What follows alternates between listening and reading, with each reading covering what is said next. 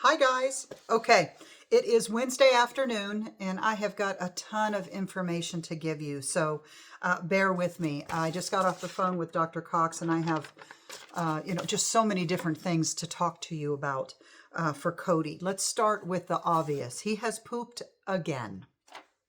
So it's definitely colitis, and it is still present. And he says that he is passing poop through the GI tract, so that's good. He's gone several times. There's a possibility that associated with the colitis that he's got salmonella. And salmonella poisoning, or salmonella, just that, in horses, he said is very, very common in this part of the world. As a matter of fact, most horses down here have that in their GI tract and in their tummy. It just doesn't raise its ugly head.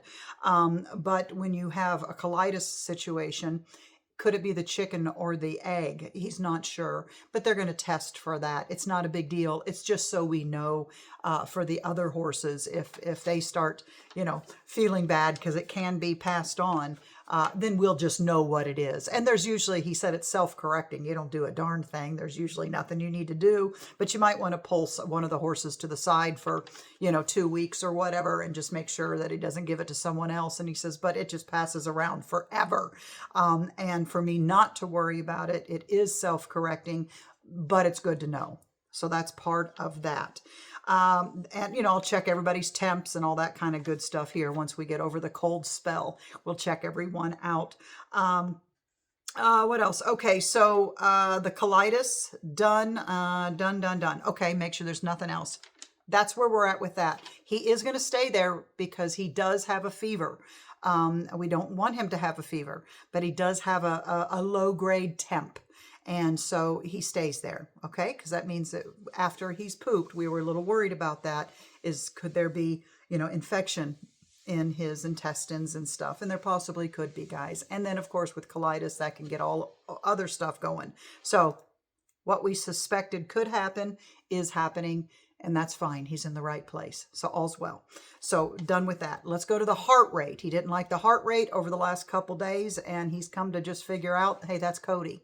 He says there's no reason for that heart to be doing what it's doing other than stress.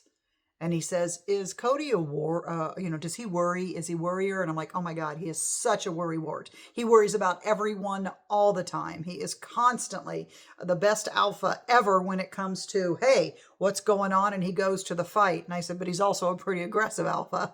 And I said, but he's an alpha nonetheless. And he thinks that the increased heart rate is not due to a heart problem. It's not due to pain. He's not in pain. He says he don't think it's anything. He says it's either just a good old-fashioned Tennessee Walker or it's his personality, and he bets when he gets home. If he doesn't even see it reduce while he's there and gets more comfortable, he thinks that it'll start to go down. So we're going to mark that off the list as not to worry about in any way, shape, or form. Okay, now we've got the next thing. So the colitis, the heart rate, okay, and that's possible drugs in the future. GI, passing, low-end fever, perfect. He's on meds now to help with that. Okay, here we go.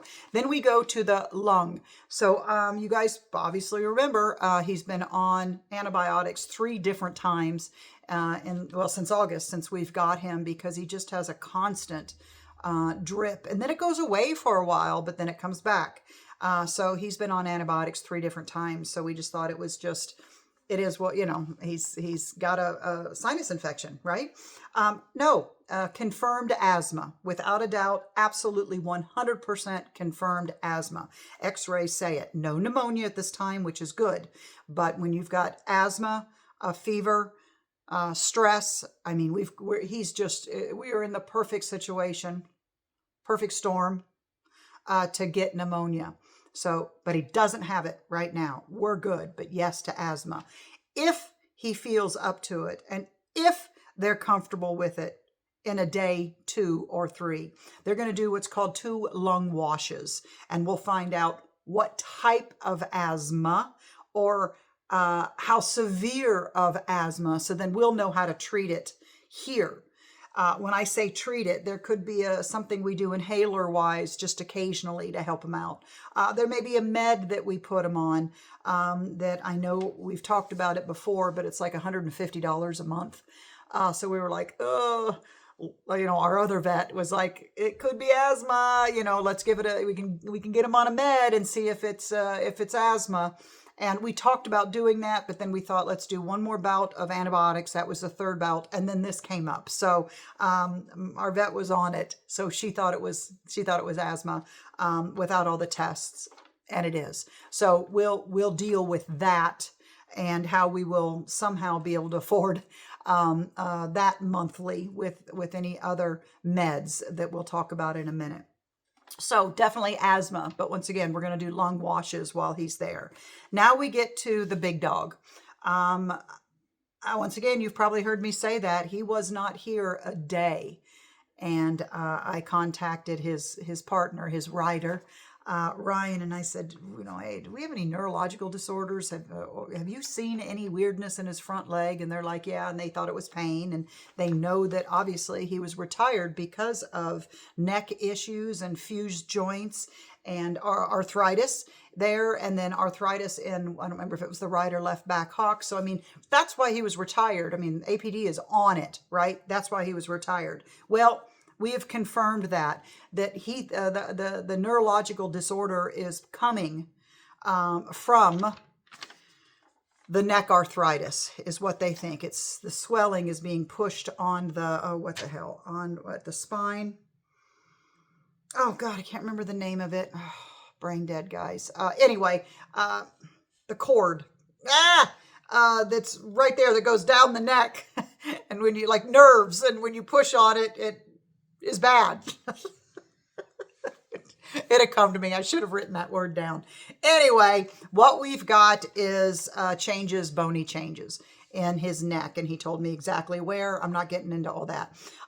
Definitely instability. Do not ride this horse. And I said, we don't. Absolutely. He says that he's got a possible slip discs, not one, but several, that it is very, very large in between some of these discs.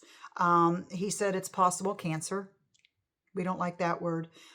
We would need to do a biopsy. We'd probably do an ultrasound guided biopsy, and we'd need a CT scan, and it's chronic, blah, blah, blah. And he said he's definitely in no pain with it. They did everything. They poked, they prodded, and he just doesn't care. There's no pain associated with it right now, but they think that's where the neurological thing is coming on, is that swelling is pressing down, and that's where that's coming from. So now we're going to get into the meds. Let me backtrack. I used the word cancer. He said it is a possibility of cancer. And he says, is that going to change anything for your retirement home? If you know what it is, will it make a difference? No, it's not like we would do any type of treatments. If it's a slip disc, would it make a difference? Are you riding him? Are you showing him?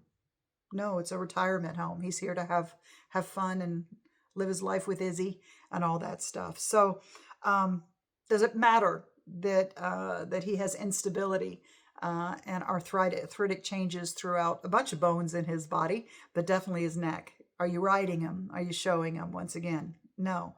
Then guys, doesn't matter to us. We love him and we'll give him the best home. But as far as knowing, is it a slip disc? Is it cancer? Or is it just swelling? We're okay with all of that. So we'll treat that all the same. Makes no difference. So we're choosing not to do a biopsy. He also did say it's very difficult. They may not even be able to get in there and do the biopsy. He said it's in such a bad position that he said it would be very tough to even get a biopsy of that area. And then, of course, thousands of dollars for a CT scan. Nah, we're okay. It's probably not cancer, but it can be. So we're just going to let that one ride, okay? So now let's go to, once again, not in stone. Let's go to what we can do. He wants to get him when he gets home. He wants to put him on an anti-inflammatory, a steroidal, that is not a steroid, and possibly asthma drugs or an inhaler. Okay, so we'll figure that out once we do the lung wash. So right now, I know that we are going to be into something for asthma, something for maybe a non-steroidal steroid for inflammation that might be good also for asthma and for the neck. So we might be able to combine some of our decisions that would be helpful for more than one issue. That's where we're at. That's where we're at. I hope I rattled, like I said, all of this off properly to you guys. If I made a mistake or whatever, please forgive me. We're going to know once again more tomorrow. They're going to be the salmonella testing. Make sure he's still pooping. If I feel up to it, I'd like to drive out and see him. He said he is so sociable. He said that he is as happy. He's happiest when someone's in there with him. He just walks right on up. He loves to eat and he loves to be social.